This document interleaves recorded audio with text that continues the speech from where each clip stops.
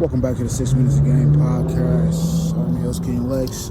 Segment 2, hour 2. This next story is troubling and hard to digest because of the location of where it happened. There was some apartment complex called the Oslo Apartments on 6th and like Sable, all the close to the 6th and Sable, 4th, right off the interstate. And across the street is where Rajon Stubblefield was ultimately murdered. So it was like like a blessing and a curse. Before the situation with the officer occurred, we were kind of reveling in an apartment complex being named after me. It was exciting. It's kind of ugly to see, but don't, don't tie me to it. Arrested on Stubblefield, and it looks like an arrest has been made. So now there has been an officer charged in the 2025 fatal shooting. Matthew Neely faces charges of second-degree murder and reckless manslaughter nearly a year after the fatal shooting of Rajon Belt, Stubblefield. An Aurora police officer has been charged in the fatal shooting of a man after the case was referred to a grand jury earlier this year. Aurora Police Department officer Matthew Neely, 54, is charged with second-degree murder and reckless manslaughter, according to court records. Rajon Belt Stubblefield, 37, was shot and killed by an officer after a traffic stop in the area of East 6th Avenue and Billing Street on August 30th, 2025.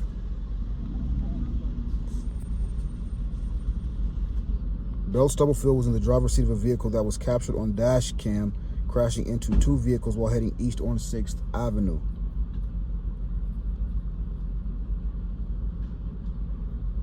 And body camera footage shows an Aurora police officer who's conducting speed enforcement approaching the vehicle with his gun drawn.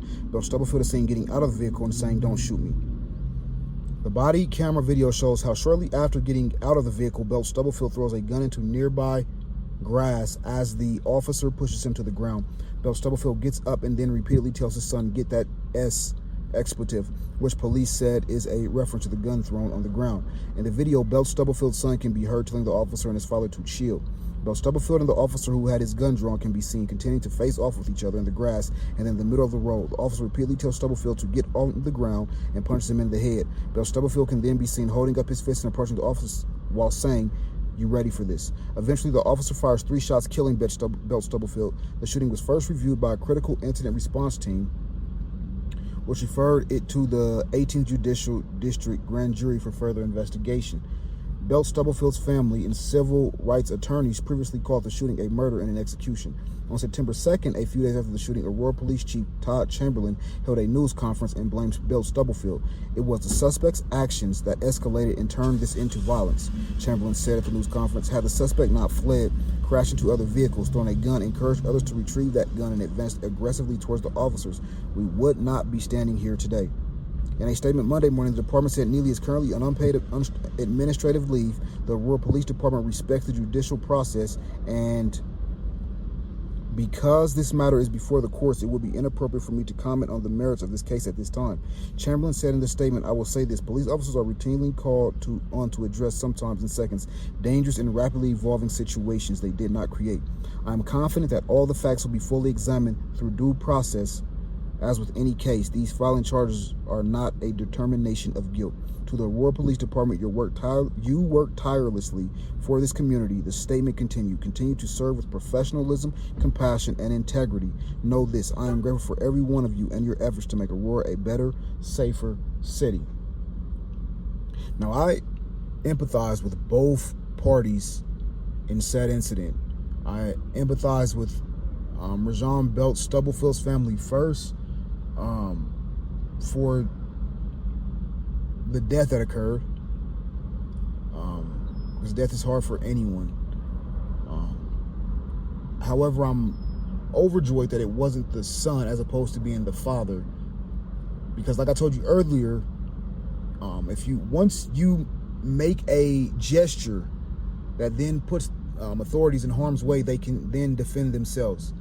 then turning the gun on the Stubblefield car and killing the son, as opposed to the father who had possession of the firearm to begin with, allegedly. Second, you never go into combat with authorities, ever. Maybe get out of the car and throw the gun, cool, if that's what you want to do, or get out of the car so the police know that it wasn't you, or whatever you want to do. But you never entice authorities into combat. And then I empathize with authorities because, like the police chief said, sometimes in a matter of seconds, most times in a matter of seconds, officers are expected to react, and to react the right way. If you've ever had you have to understand that for every action, there's going to be an equal reaction. So if you've ever had to respond, let's say your kids are in trouble, let's say, and then you overreacted and you were then punished for overreacting, and you've been in that situation before, you get it. But if you've ever had a troubled kid, or a hurt child, or a lamed animal, or your health has been in harm's way, or you know how it feels to just react,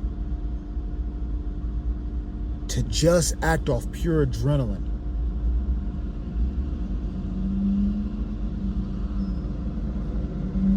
I don't know who's right or who's wrong. It's not my place to say. But I know that if you engage your average man in combat, he's probably going to fight. We got to think, man.